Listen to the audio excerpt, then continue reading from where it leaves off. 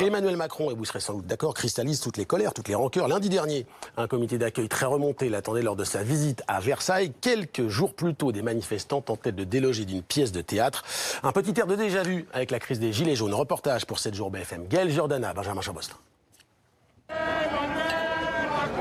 C'est un comité d'accueil presque habituel pour le chef de l'État.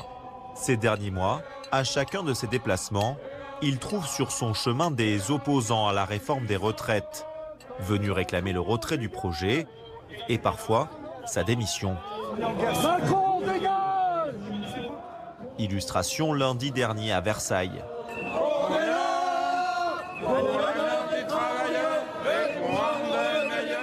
À plusieurs centaines de mètres du château, des manifestants se sont donné le mot pour se rassembler et tenter d'approcher Emmanuel Macron.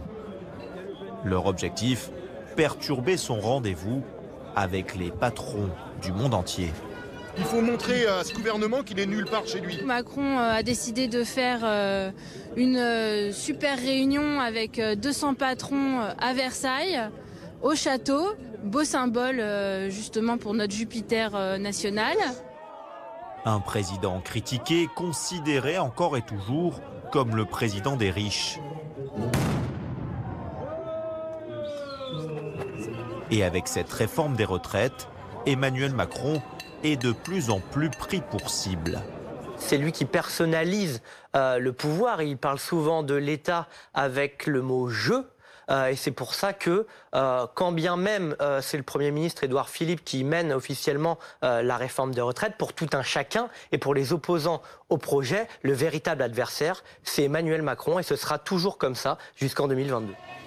Face à la rue, Emmanuel Macron ne plie pas, ce qui exacerbe les tensions, même quand il est en déplacement privé.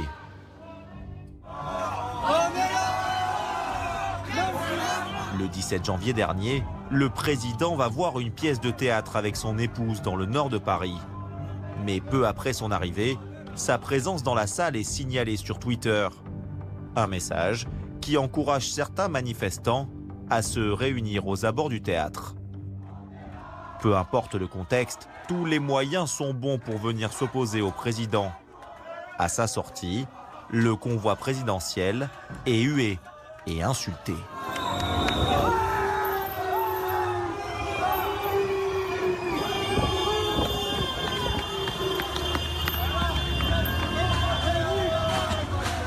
Chez nos confrères de Radio J, Emmanuel Macron se veut ferme. Dans une démocratie, on a un devoir de respect à l'égard de ceux qui représentent et portent cette voix. Parce que précisément, on a le pouvoir de les révoquer. On a l'interdiction de la haine. Parce qu'on a le pouvoir de les changer. Et aujourd'hui, c'est installé dans notre société, et de manière séditieuse par des discours politiques extraordinairement coupables. L'idée que nous ne serions plus dans une démocratie, qu'il y a une forme de dictature qui s'est installée. Mais allez en dictature! Depuis son élection, Emmanuel Macron a vu son image se dégrader dans l'opinion. Selon notre sondage Elab, près de 7 Français sur 10 le jugent désormais autoritaire et arrogant. Ils sont 64% à penser qu'il est même inquiétant. Tous ces chiffres sont en hausse. Seul son dynamisme est reconnu. Mais Emmanuel Macron perd 3 points.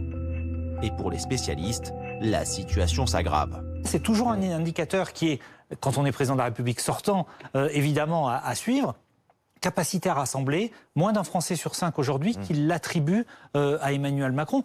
Donc c'est un président clivant. C'est un président clivant alors qu'il a été élu, j'allais dire comme tout président, mais lui particulièrement, sur cette promesse de rassemblement. Un paroxysme a sans doute été atteint en décembre 2018 en pleine crise des Gilets jaunes, lorsqu'Emmanuel Macron s'est rendu au Puy-en-Velay après l'incendie volontaire de la préfecture. À l'époque, les images avaient choqué. Le président avait malgré lui envenimé la situation.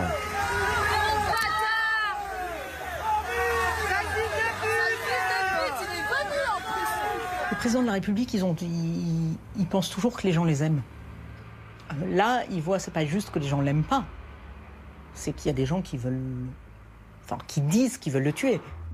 Comme Nicolas Sarkozy avec le Fouquet's, les symboles qui représentent Emmanuel Macron semblent être devenus des cibles. La Rotonde, une brasserie parisienne dans laquelle il avait fêté sa victoire du premier tour à la présidentielle, a été incendiée. La piste criminelle est largement privilégiée.